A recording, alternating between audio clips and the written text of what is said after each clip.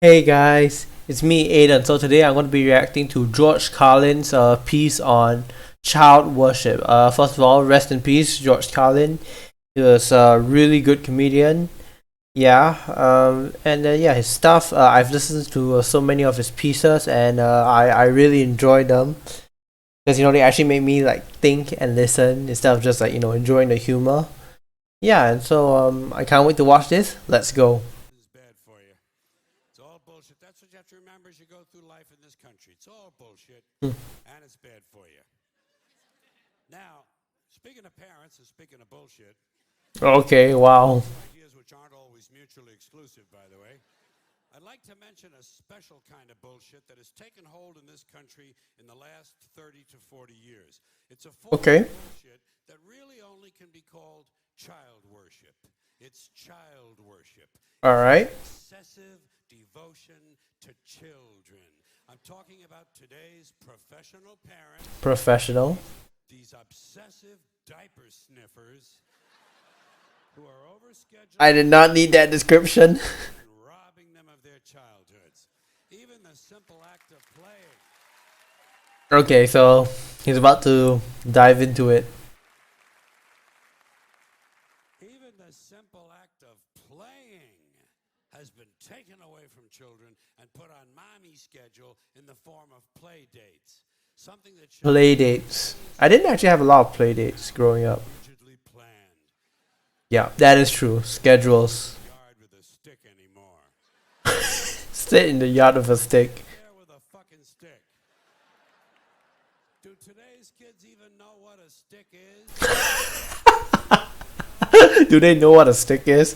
Something a kid shouldn't be wasting his time with a stick anyway. If he's 4 years old, he should be home studying for his kindergarten entrance exams.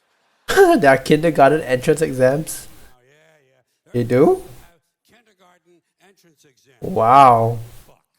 Poor little fuck, he can barely locate his dick. I felt that one. He's being pressured to succeed. Pressured to succeed. The pressure to do good. Parents, isn't this really just a sophisticated form of child abuse? And speaking of that, speaking of child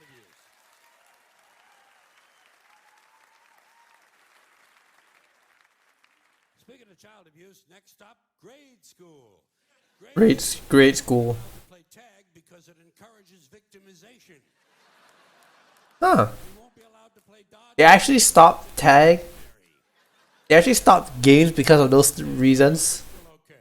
Standing around is still permitted, but it won't be for long because sooner or later some kid is going to be standing around and his foot will fall asleep and his parents will sue the school. Goodbye, fucking standing around. That is true. Like one thing happens and then all of a sudden everything gets tighter. That is true. Now, fortunately, all is not lost. All is not lost. Really. We know that when he does get to play, whatever games he is allowed to play, the child will never lose. We know he'll never lose because in today's America, no child ever loses. There are no losers anymore. Everyone's a winner, no matter what the game or sport or competition. That friendly sportsmanship, or like everyone gets a trophy. Yeah, that's the one. No child these days ever gets to hear those all-important character-building words. You lost, Bobby. You lost, Bobby. Loser, Bobby. Poor Bobby. On that.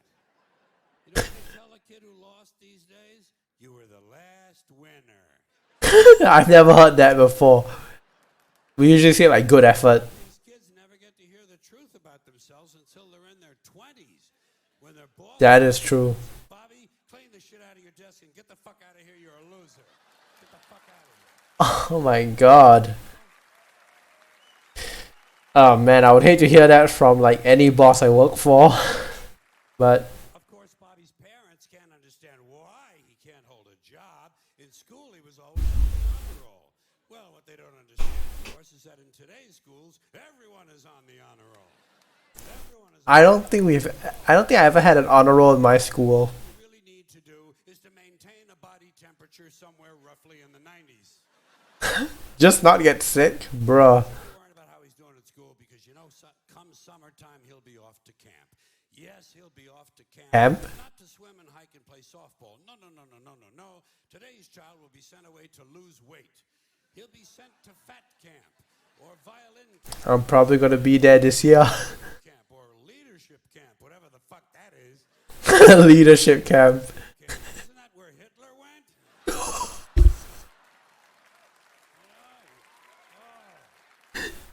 Oh my god, that took a very dark turn. Specialized, structured summer camps. Gotta keep the little fucker busy, don't they? Gotta keep the little fucker busy. Wouldn't want him to sneak in a little unstructured time in the woods. That wouldn't be any good. God knows he might start jacking off.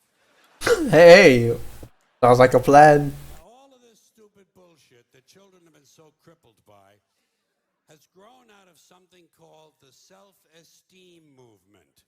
The self-esteem movement. The self-esteem movement. And I'm happy to say it has been a complete failure.